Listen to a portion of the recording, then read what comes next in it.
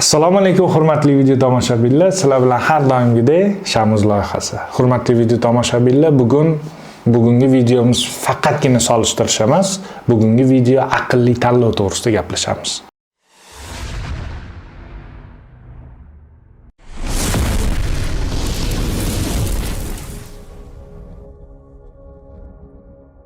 Hurmatli video tomoshabinlar, bugun biz aqlli tanlov to'g'risida gaplashamiz. Bugungi kundagi bozordagi bestsellerlarni bir-biri bilan faqatgina taqqoslash emas, ularni qaysi birini tanlaganda aqlli tanlov bo'lishi to'g'risida gaplashamiz.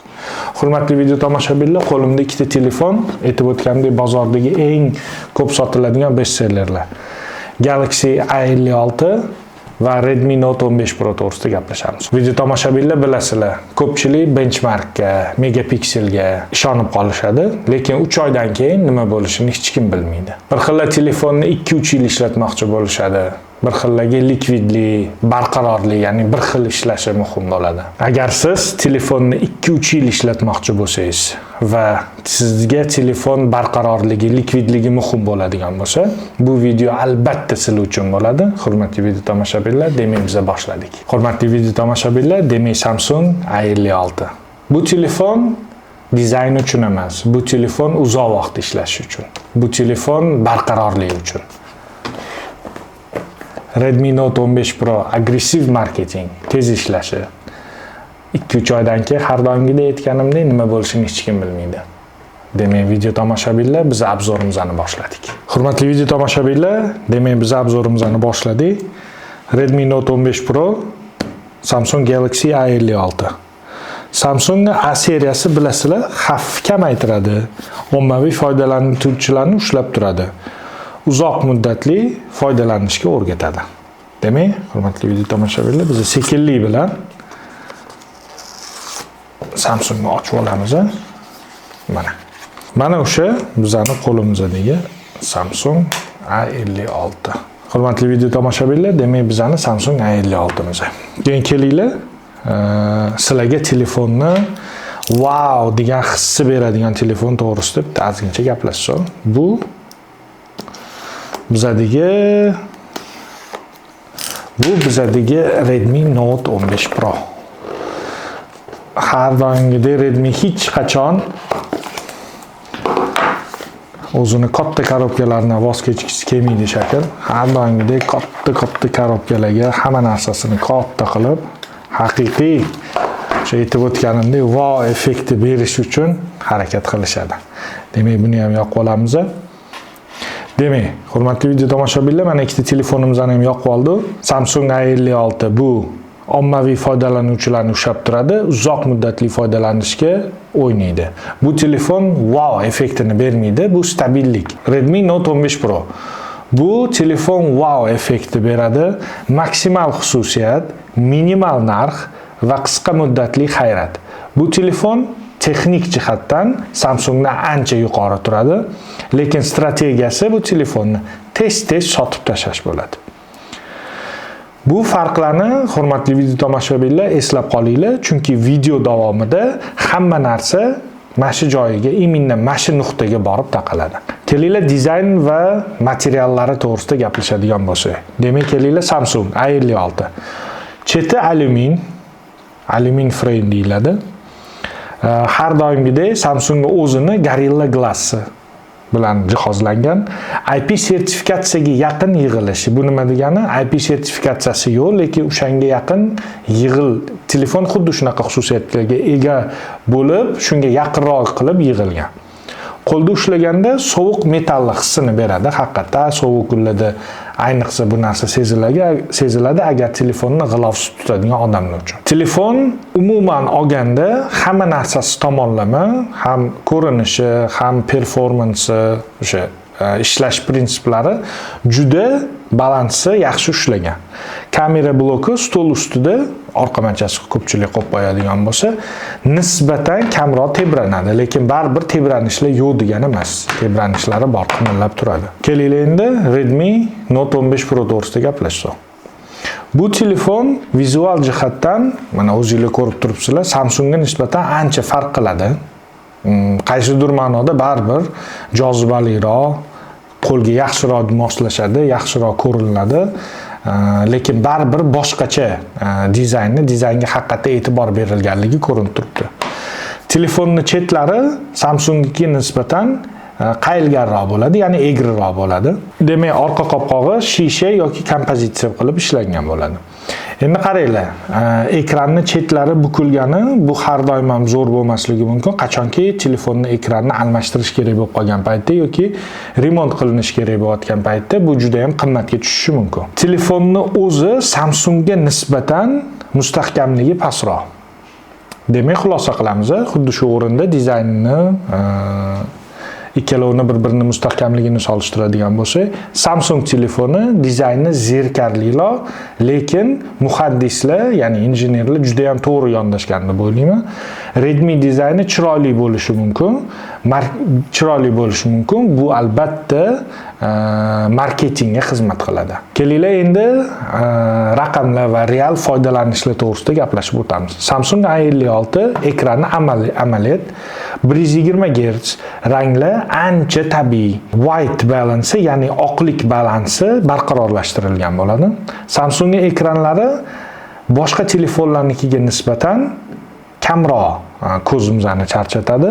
Ya'ni uzoq o'qish, uzoq videolar ko'rib o'tirish uchun juda ham yaxshi moslashtirilgan bo'ladi. Kelinglar Redmi Note 15 Pro to'g'risida gaplashadigan bo'lsa, bunda ham xuddi shunaqa AMOLED ekran 120 yoki 144 Hz bo'lishi mumkin.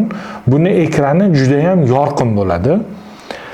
Kontrastlari juda ham yuqori bo'ladi. Ikkita telefonni bir-biri bilan solishtirayotgan paytingizda ranglari buni Redmi'niki ancha suniylashtirilganligi sezilib turadi. Bu telefondan uzoq vaqt foydalanganda, ayniqsa o'qiyotganda yoki video ko'rilayotganda ko'zni charchatib qo'yish ehtimoli juda ham katta. Demak, har doimgidek muhim nuqtada xulosa qilamiz. Yuqori qo'limdagi Redmi ning yuqori gertslari har doim ham qulaylik degani emas. Samsung bu yerda konservativ, lekin to'g'ri yo'lda deb o'ylayman. Buni aytmoqchiman, Samsungniki gerts pastroq, lekin ko'zni charchatmaydi, uzoq vaqt ishlatish uchun juda qulay qilib qilingan. Kelinglar endi protsessorlari to'g'risida gaplashadigan bo'lsak. Qo'limdagi Samsung A56 da Exynos yangi avlod protsessori joylashtirilgan. Buni sovutish sistemasi juda ham yaxshi. Ishlash prinsipi, barqarorligi, performansi bir xil stabil ishlab boradi. Bu telefonda Redmi ga nisbatan benchmarki pastroq, lekin throttling kam. Kunlik foydalanishlarda telefonni qotib qolishlari, laglari ancha kam. Deyarli yo'q desa ham bo'laveradi. Qo'limdagi Redmi Note 15 Pro bo'ladigan bo'lsa, MediaTek protsessori bilan jihozlantirilgan bo'lib, bu yuqori benchmark. O'yinlarni juda zo'r ko'tarib beradi. O'yinlarda juda kuchli ishlaydi. Lekin telefon tez qizib ketadi. Taxminan telefonni zo'r ishlatgan paytda 15-20 minutdan keyin FPS tushib ketib qoladi. Demak, aqlli auditoriya uchun xulosa stabil 80 performance beqaror 100 dan ko'ra afzalroq. Nima demoqchiman? Stabil 80 performance ishlab turadigan telefon ko'tarilib tushib 100% performance ishlaydigandan ancha aqlliroq deb o'ylayman. Kelinglar endi sensor algoritmlari to'g'risida gaplashadigan bo'lsak. Har doimgidek Samsung A56 sensori o'rtacha, lekin HDR kuchli. Skin tone tabiiy. Video stabilizatsiyasi juda ham zo'r. Samsung kamerasi ijtimoiy tarmoqlar uchun hech qanaqa editlasiz zo'r ishlab beradi. Redmi Note 15 Pro niki bo'ladigan bo'lsa, megapikseli ancha yuqori. Bunda 200 megapiksel bo'ladi. Nima deb o'ylaysizlar? Izohlarda, kommentlarda yozib ketinglar. 200 megapiksel haqiqatdan ham 200 megapikselmi? Telefonni videoga olganda, rasmga olganda detallari juda ko'p. Lekin odamni terisini rangi suniyligi qanaqadir bilinib turadi. Kechasi olinadigan bo'lsa, kechasi kameradagi yoki videodagi shovqinlar juda ham ko'payib ketib qoladi. Video stabilizatsiyasi Redmi da 200 megapiksel bo'lgani bilan stabilizatsiya funksiyasi Samsungga nisbatan ancha pastroq. Kelinglar yana xulosa shu o'rinda, agar siz telefonda kontent yaratadigan bo'lsangiz, sotsiyetlar bilan yaxshi ishlar, videolarni joylashadigan bo'lsangiz, unda Samsung sizlar uchun. Agar sizlar uchun raqamlar ko'proq bo'lsin, megapikseli kattaroq bo'lsin deydigan bo'lsangiz, unda Redmi siz uchun bo'ladi. Kelinglar, telefonlarning eng asosiy nuqtalaridan bittasi akkumulyator va zaryadiga to'xtaladigan bo'lsak, qo'limdagi Redmi tez zaryad oladi. Ahamiyat berishinglar mumkin. O'zini ichida 45 vatli zaryadkasi bilan chiqadi, lekin bu 45 vatning o'rniga 120 vatlikni ham qo'yishinglar bo'ladi. O'rtacha 20 minutning ichida telefonning batareykasi 100% ga to'ladi. Lekin batareyani degradatsiyasi, ya'ni protsentini tushib ketishi juda ham tezroq. 1,5-2 yildan keyin haqiqatda sezilib qoladi. Samsungga keladigan bo'lsa, ichidan hech qanaqa quvvatlash, ya'ni zaryadkasi chiqmaydi.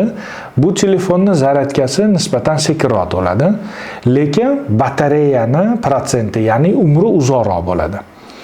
Bu telefonda issiqlik nazorati, ya'ni telefonni sovutish sistemasi juda yaxshi ishlangan. Kelinglar endi yana har doimgidek xulosa qilamiz. Bugungi qulaylikmi yoki ertangi barqarorlikmi? Kelinglar endi telefonning softlari, ya'ni dasturiy ta'minot va kelajak to'g'risida gaplashadigan bo'lsak. Samsung One UI sistemasi bilan jihozlangan bo'lib, sistema 4-5 yil bemalol ishlab beradi. Ya'ni barqaror ishlaydigan bo'ladi. Bu tizimda ekotizim bo'lib turib, Samsung Galaxy seriyani o'zi, Samsung soatlari, Samsung naushniklari bir-biriga ulanishi juda ham tez bo'ladi. Redmi'da bo'ladigan bo'lsa, HyperOS funksiyalari ko'p, lekin reklama, notekis optimizatsiya, yangilanish sifatlari regionga bog'liq bo'lib qoladi. Demak, telefonni qaysi regiondan oladigan bo'lsangiz, o'sha regionga qarab turib, reklamalar chiqishi, optimizatsiyasi har xil notekis bo'lib qolishi mumkin, telefonning laglari ko'payib ketib qolishi mumkin. Ko'rib turganinglarda, xulosa qilib aytadigan bo'lsa, dasturiy ta'minot, ya'ni softi bo'yicha Samsungga g'olib chiqadi. Hurmatli video tomoshabinlar, ko'pchilik uchun juda ham qiziq bo'lgan narsasi narxlari va likvidligi. Likvidligi deganda telefonni ishlatgandan keyin sotish masalasi ko'rilyapti. Hozirgi kunda Samsungga $360 boshlanadi. A56 modelimizani. Redmi Note 15 Pro bo'ladigan bo'lsa $280 boshlanadi. Ko'rib turganinglarda Samsung qimmatroq, lekin ikkilamchi bozorda, ya'ni bu telefonni qayta sotayotgan paytingizda bu qimmatroq turadi. Telefon bilan muammo nisbatan kamroq, servisi osonroq bo'ladi. Redmi bo'ladigan bo'lsa, Redmi arzonroq telefon, lekin bu telefonni qaytadan sotish qiyin o'zi bir, ikkinchidan juda ham arzon narx ketib qoladi. Servislari, remontlari ikkita telefonda imенно sifati bir xil. Hurmatli video tomoshabinlar, kelinglar xulosa qilamiz. Siz uchun stabillik, ya'ni barqarorlik, uzoq vaqt ishlashi, telefonning likvidlik darajasi, kamerasi va softini qadrlasangiz, demak Samsung A56 sizlar uchun. Agar siz maksimal xususiyat, o'yinlarni tez-tez o'ynash, qisqa muddatli wow hissiyotlari kerak bo'ladigan bo'lsa, siz uchun Redmi Note 15 Pro. Aqlli tanlov bu qo'linglardagi kuchli temir emas. U to'g'ri strategiya tanlashdir. Hurmatli video tomoshabinlar, sizlar bilan har doimgidek Shamuz loyihasi. Yuzda yurmanglar, yuzga kiringlar.